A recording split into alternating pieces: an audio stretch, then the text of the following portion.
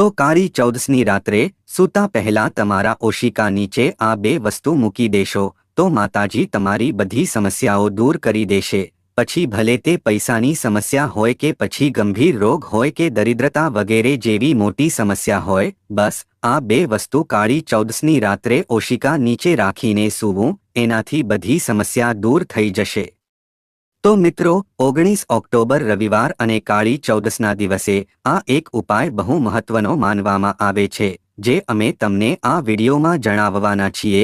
તો મિત્રો, રવિવાર અને કાળી ચૌદસની રાત્રે તમારે આ એક ઉપાય કરવાનો છે કે જેનાથી માં કુળદેવીની બધી શક્તિ તમને પ્રાપ્ત થઈ જશે। મિત્રો, જ્યારે તમે આ ઉપાયને કરી લેશો તો માતાજીની શક્તિ આ વસ્તુથી ખેંચાઈને તમારી પાસે આવી જશે। તો મિત્રો, આ કાળી ચૌદસનો જે દિવસ હોય છે એ બહુ શક્તિશાળી હોય છે, જે દેવી શક્તિઓ હોય છે આ રવિવાર અને કાળી ચૌદસની રાત્રે પૃથ્વી ઉપર ભ્રમણ કરતી હોય છે। આથી જો તમે આ રવિવાર અને કાળી ચૌદસની રાતે આ એક એવો મહાન ઉપાય કરી લેશો તો તમને માતાજીની અપાર કૃપા પ્રાપ્ત થઈ જશે। જો તમારા ઘરમાં કોઈ પણ પ્રકારની સમસ્યા હોય, જેવી કે આર્થિક સમસ્યા હોય, પરિવારમાં સભ્યોના મનમેળ ન બેસતા હોય તેમજ વગર કારણે ઝઘડો ક્લેશ ઘરમાં થતો હોય તો મિત્રો, તમારે આ ઉપાય અવશ્ય કરવો જોઈએ। સાથે જો ઘરના માંગલિક કાર્ય અટકી ગયા હોય તો રવિવાર અને કાળી ચૌદસની રાતે ઉપાય કરી લેશો તો થોડાક જ દિવસોમાં તમારા જીવનમાં ચમત્કાર થઈ જશે। તો મિત્રો, વિડીયોમાં આગળ વધતા પહેલા જો તમે ઈચ્છતા હો કે માતાજીની કૃપા તમારી ઉપર સદા બની રહે તો આ વિડીયોને લાઇક કરી અને કોમેન્ટમાં જય માતાજી જરૂર લખી દેજો। આપણે ઉપાયમાં આગળ વધીએ એના પહેલા કાળી ચૌદસ વિશેની અમુક મહત્વની માહિતી વિશે જાણી લઈએ। કાળી ચૌદસ એટલે દિવાળીની આગલી રાત, ધનતેરસ પછીના દિવસને કાળી ચૌદસ તરીકે ઉજવવામાં આવે છે। આજના દિવસે ખીર અને વડા બનાવવાનો રિવાજ છે અને ખાસ કરીને તળેલી વસ્તુઓ બનાવીને ખાવામાં આવે છે। એમ માનવામાં આવે છે કે જેટલું તેલ બળે તેટલા કકડાટ ટળે। સાંજે ગૃહિણીઓ કાણાવાળા વડા અને પૂરીને ઘર નજીકના 4 રસ્તે મૂકીને ઉતાર કાઢે છે। હનુમાનજી મંદિરે હનુમાનજીને તેલ ચડાવીને તેલના દીવાની મેષ પાડવામાં આવે છે, જે આંખોમાં આંજવાથી આંખો સારી રહે તેમ ઘરડાઓ અને ખાસ કરીને બાળકોને મેષ આંજવાની સલાહ આપે છે। કાળી ચૌદસનું બીજું નામ નરક ચતુર્દશી પણ છે। કાળી ચૌદસને રૂપ ચૌદસ પણ કહે છે। આ દિવસે ભગવાન કૃષ્ણએ નરકાસુર નામના અસુરનો વધ કરીને પ્રજાજનોને તેના ત્રાસમાંથી ઉગાર્યા હતા, જેના કારણે તેનું નામ નરક ચતુર્દશી પડ્યું છે। કાળી ચૌદસ મેલી વિદ્યાના સાધકોનો પ્રિય દિવસ છે અને તેઓ એમ માને છે કે આજના દિવસે સ્મશાનમાં સાધના કરવાથી તેમની બધી વિધિઓ પૂર્ણ થાય છે। તેમજ મિત્રો, માતાજીના ભુવા આ દિવસે સ્મશાન જતા હોય છે। મિત્રો, આ રવિવાર અને કાળી ચૌદસ આવે એ પહેલા તમારે પોતાના ઘરની બધી નકારાત્મક ઉર્જાને દૂર કરી દેવી જોઈએ કે જેથી કરીને તમે રવિવાર અને કાળી ચૌદસના દિવસે ઉપાય કરો છો તો માતાજીનો વાસ તમારા ઘરમાં અવશ્ય થાય અને જો એ રાતે ઉપાય કરી લેશો તો માતાજી તમારા સપનામાં આવીને તમને શક્તિ પ્રદાન કરશે। તેમજ મિત્રો, આ વર્ષે રવિવાર અને કાળી ચૌદસનો તહેવાર સૂર્યની શક્તિથી વધુ પ્રભાવશાળી બની રહ્યો છે, જેનાથી ઉપાયોની અસર વધુ તીવ્ર અને લાંબા ગાળાની થઈ શકે છે। તેમજ મિત્રો, રવિવાર અને કાળી ચૌદસની રાતે યમનો દીવો પ્રગટાવવો અત્યંત શુભ માનવામાં આવે છે। આ દીવો ઘરમાં નકારાત્મક ઉર્જાને દૂર કરે છે અને સુખ સમૃદ્ધિ લાવે છે। તો આ યમ દીવો કેમ પ્રગટાવવો તે જાણવું પણ અત્યંત જરૂરી છે, જે યમ દેવતા અને માતાજીની કૃપા તમારા પર લાવશે। હા મિત્રો, રવિવાર અને કાળી ચૌદસના દિવસે યમનો દીવો પ્રગટાવવાની પરંપરા છે। આપણા જીવનમાં તેનું ઘણું મહત્વ છે। મિત્રો, યમનો દીપક પ્રગટાવવાની પરંપરા ઘણી જૂની છે। તે દિવાળીના એક દિવસ પહેલા રાત્રે પ્રગટાવવામાં આવે છે। આ દીવો ગાયના હાડમાંથી બનાવેલા દીવામાં પ્રગટાવવામાં આવે છે। આ દીવો દક્ષિણ દિશા તરફ પ્રગટાવવામાં આવે છે। તેને પ્રગટાવતી વખતે તેની પણ કાળજી લેવી જોઈએ। આ ઉપરાંત દિશા પણ ખૂબ જ મહત્વપૂર્ણ છે। તેને પ્રગટાવવાનો હેતુ એ છે કે દરેક વ્યક્તિ યમરાજને નરકના દરવાજા બંધ કરે અને સુખ સમૃદ્ધિ આપે। તેને પ્રગટાવતા પહેલા સમયનું પણ ધ્યાન રાખવું જરૂરી છે।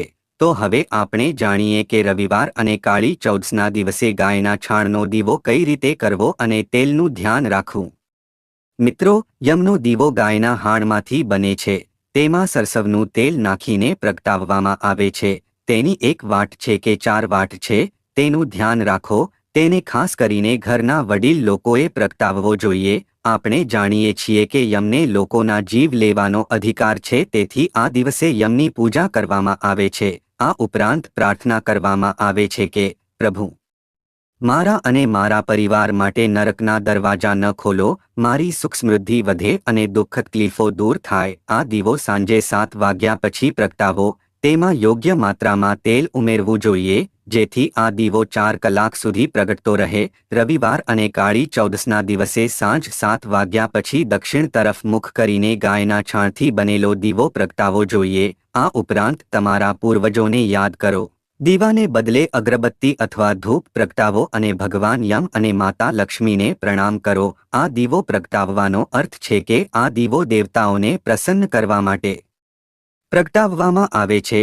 જ્યારે યમદેવ દરેકને ડર દે છે, તેથી યમદેવને પ્રાર્થના કર્યા પછી તમને એક દીવો સમર્પિત કરવામાં આવે છે.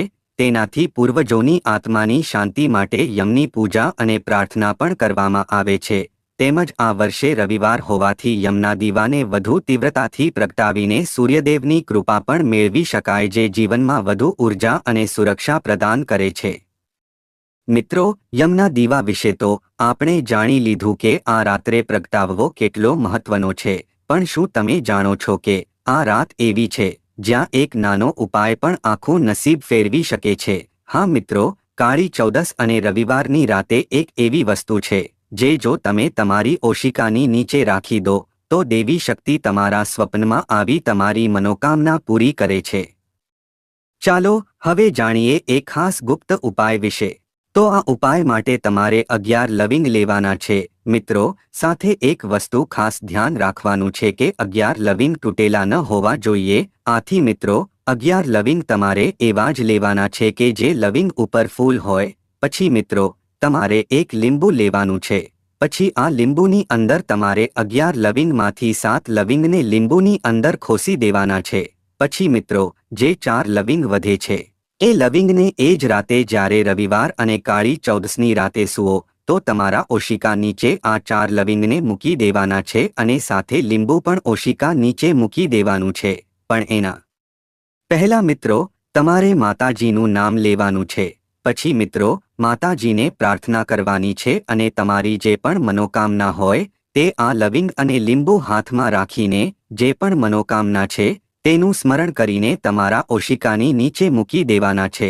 પછી તમારે સૂઈ જવાનું છે. મિત્રો, પછી તમે સૂઈ જશો ત્યારે અડધી રાત્રે 2 થી 3 વાગ્યાના ગાળામાં તમને એક સપનું આવશે. જો એમાં મિત્રો તમને માતાજી દેખાય તો સમજી લેજો કે ઉપાય સફળ થઈ ગયો છે. તો મિત્રો, ઉપાય કરીને પછી રાતે તમને સપનામાં માતાજી દેખાય છે તો મિત્રો તમે એમ જ સમજી લેજો કે માં કુળદેવીની બધી શક્તિ તમને પ્રાપ્ત થઈ ગઈ છે. આથી મિત્રો, આ રાતે અને એના પછીના દિવસે તમે જે કોઈ કાર્ય કરો તો માતાજી અવશ્ય તમારી સાથે રહેશે અને તમારું કામ પૂરું કરી દેશે. મિત્રો, આ ઉપાય તમારા માટે બહુ મહત્વનો છે અને મિત્રો, રવિવાર અને કાળી ચૌદસના દિવસનું મહત્વ આપણા શાસ્ત્રોમાં પણ બહુ જોવા મળે છે.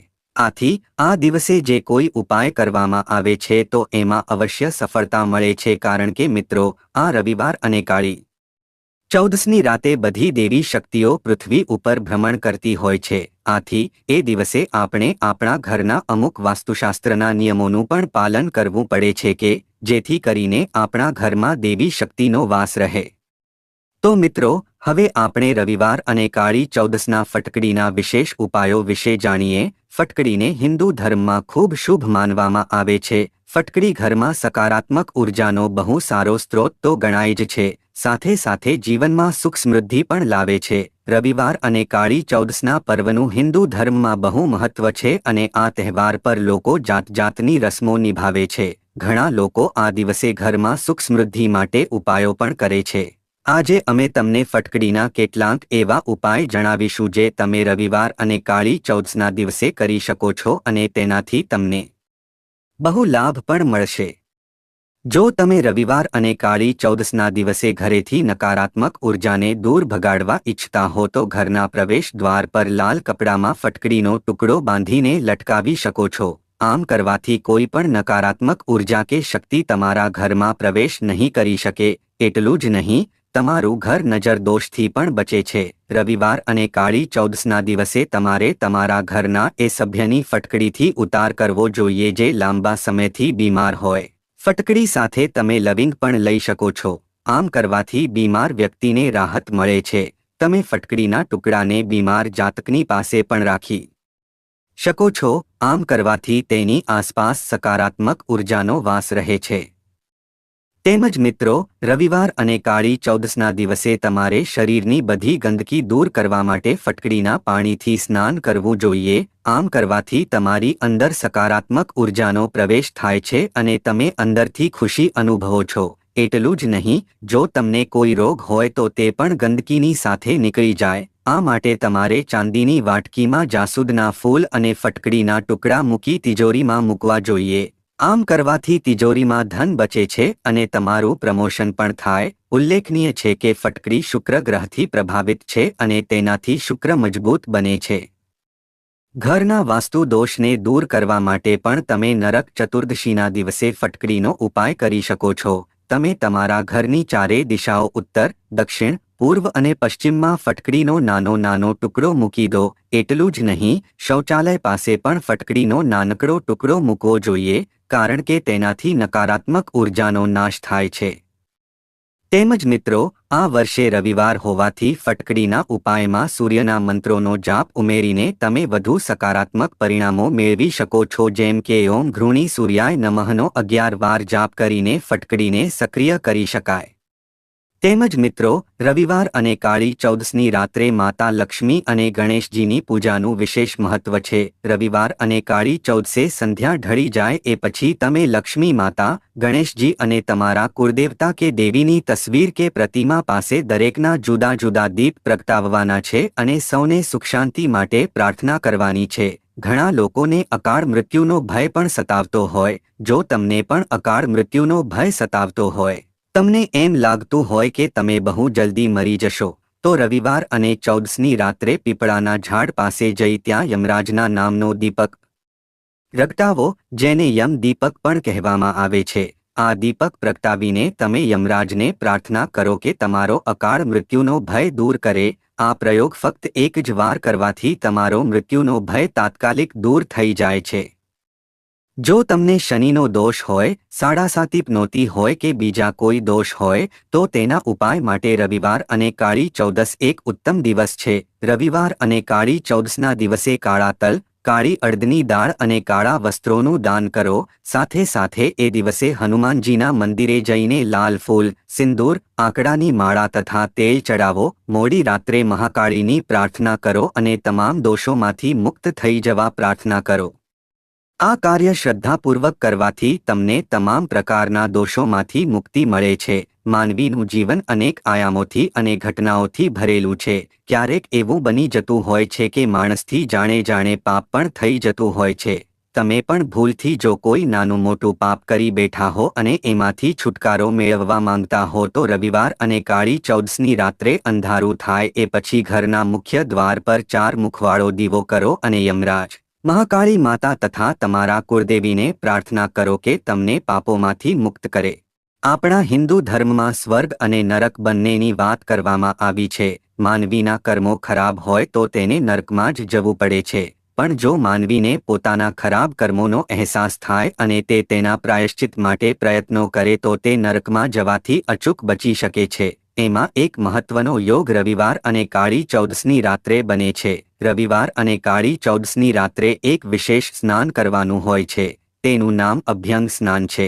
એ માટે ચિરચિરા નામની એક વિશેષ ઔષધિની જરૂર પડે છે. આ ઔષધિના પાંદડા મેળવીને રવિવાર અને કાળી ચૌદસની રાત્રે 11 વાગે ઔષધિ ઠંડા પાણીમાં નાખી દો અને પછી તેને ઢાંકી દો. અડધા કલાક પછી એ પાણીથી સ્નાન કરો અને સ્નાન કરતાં કરતાં યમરાજને પ્રાર્થના કરો કે મારાથી જાણે જાણે જે કોઈ ખરાબ કાર્ય થઈ ગયા હોય એના માટે હું આપની ક્ષમા માંગુ છું. મને માફ કરી દેજો અને નરકથી દૂર રાખજો. અભ્યંગ સ્નાન ખૂબ જ સિદ્ધ માનવામાં આવે છે. તેનાથી માનવી નરકના દ્વારે જતો બચે છે. તેમજ મિત્રો રવિવાર અને કાળી ચૌદસના દિવસે સાફસફાઈનું પણ વિશેષ મહત્વ છે। આ દિવસે ઘરમાંથી તમામ પ્રકારનો તૂટેલો ફૂટેલો સામાન બહાર કાઢી નાખો, કારણ કે ઘરમાં કોઈ પણ વસ્તુ તૂટેલી, ખવાઈ ગયેલી, કટાઈ ગયેલી, ઉપયોગ વિનાની, નકામી હોય તો તેને વાસ્તુ દોષ માનવામાં આવે છે। રવિવાર અને કાળી ચૌદસને પણ સ્વચ્છતા સાથે વિશેષ જોડાણ છે। ગંદી, નકામી, તૂટેલી વસ્તુઓને નરક સમાન માનવામાં આવે છે, એટલે જ એના માટે નરક ચતુર્દશી એટલે કે રવિવાર અને કાળી ચૌદસ મહત્વનો દિવસ છે। આથી ઘરની આસપાસની તમામ નકામી ચીજો, દાખલા તરીકે તૂટેલું, નકામું ફર્નિચર, ખાલી તૂટેલા ડબ્બા, તૂટેલો કાચ, નકામા ધાતુના વાસણો વગેરે બધું ઘરની બહાર કાઢીને ફેંકી દો। આ કાર્યથી તમારા ઘરમાં સ્વર્ગ જેવું વાતાવરણ બની રહે છે। તેમજ મિત્રો રવિવાર અને કાળી ચૌદસની રાત્રે ઘરમાંથી કકળાટ કાઢવાની વિધિ પણ હિન્દુ ધર્મમાં ખૂબ પ્રચલિત છે। એટલે કે ભજીયા બનાવીને 4 રસ્તા પર મૂકી આવો અને એના પર એક લોટો પાણી ઢોળી દો। આ વિધિ કરવાથી ઘરની નકારાત્મક ઉર્જા જતી રહે છે, એટલે કે કકળાટ જતો રહે છે। કોઈએ તમારા ઘર પર કે તમારા કોઈ પણ પરિવારજન પર મેલી વિદ્યા કે તાંત્રિક વિદ્યા કરી હોય તો એ પણ નાબૂદ થઈ જાય છે। નરક ચતુર્દશી અર્થાત રવિવાર અને કાળી ચૌદસના દિવસે તમે જો યોગ્ય રીતે મહેનત કરશો અને એ દિવસે યોગ્ય રીતે પૂજા અર્ચના કરશો તો તમારા પરના તમામ દુઃખો દૂર થઈ જશે। તેમજ જો તમારો ધંધો સતત ઘટી રહ્યો હોય તો રવિવાર અને કાળી ચૌદસની રાત્રે પીળા કપડામાં કાળી હળદર, 11 પવિત્ર ગોમતી ચક્ર, 1 ચાંદીનો સિક્કો અને 11 પવિત્ર ધન આપતી ગાયો બાંધો અને શ્રી લક્ષ્મી નારાયણાય નમઃનો 108 વાર જાપ કરો અને તેને જે સ્થાન પર પૈસા રાખો છો ત્યાં રાખવાથી ધંધામાં પ્રગતિ થાય છે। તેમજ જો કોઈ વ્યક્તિ ગાંઠથી પીડિત હોય તો કાળી હળદરને એક વાસણમાં રાખો અને તેને લોબાનનો ધૂપ કરીને શુદ્ધ કરો। પછી તેનો એક ટુકડો ગળામાં પહેરો અને નિયમિતપણે તેનો ઉપયોગ કરો। વાટકીમાંથી થોડી હળદરને નવશેકા પાણી સાથે પીતા રહો, તમને ચોક્કસ લાભ મળશે। તેમજ રવિવાર અને કાળી ચૌદસના દિવસે મરીના 5 દાણા માથા પર 7 વાર ફેરવ્યા પછી નિર્જન ચોક પર જાઓ અને ચારે દિશામાં એક એક દાણો ફેંકી દો અને બાકીના કાળા મરીના 5મા દાણાને આકાશ તરફ ફેંકી દો અને પાછળ જોયા વિના કે કોઈની સાથે વાત કર્યા વિના ઘરે પાછા આવી જજો। આનાથી તમને જલ્દી પૈસા મળશે। તેમજ જો સતત તબિયત ખરાબ રહેતી હોય તો રવિવાર અને કાળી ચૌદસની રાતે લોટના 2 ગોળા બનાવી તેમાં ગોળ અને પીસેલી કાળી હળદર સાથે ભીની ચણાની દાળ નાખી 7 વાર ઉતારી ગાયને ખવડાવો। તેમજ મિત્રો આ રાત્રે કાળા મરીના 7 દાણા લો, તેને ઘરના કોઈ ખૂણામાં દીવામાં મૂકી સળગાવી દો, ઘરની બધી નકારાત્મક ઉર્જા દૂર થઈ જશે। તેમજ મિત્રો જો તમારા બાળકને ખરાબ નજર લાગી હોય તો હળદરને કાળા કપડામાં બાંધીને વહેતા પાણીમાં 7 વાર તરતો મૂકો, આનાથી તે નજર ઉતરી જશે। તેમજ આ વર્ષે રવિવાર હોવાથી આ ઉપાયમાં સૂર્યના લાલ ફૂલોના ધૂપનો ઉપયોગ કરીને તમે વધુ અસરકારક પરિણામો મેળવી શકો છો, જે નકારાત્મક પ્રભાવને તરત જ દૂર કરે છે। વહાલા મિત્રો, જો તમને આ વિડિયો પસંદ આવ્યો હોય તો વિડિયોને લાઇક કરીને વધુ લોકોને શેર કરજો અને ગુજરાતી ટેઝ ચેનલને જરૂરથી સબસ્ક્રાઇબ કરી દેજો અને કોમેન્ટમાં જય માં મહાકાળી જરૂરથી લખી દેજો। વિડિયોને અંત સુધી જોવા બદલ તમારો ખૂબ ખૂબ આભાર।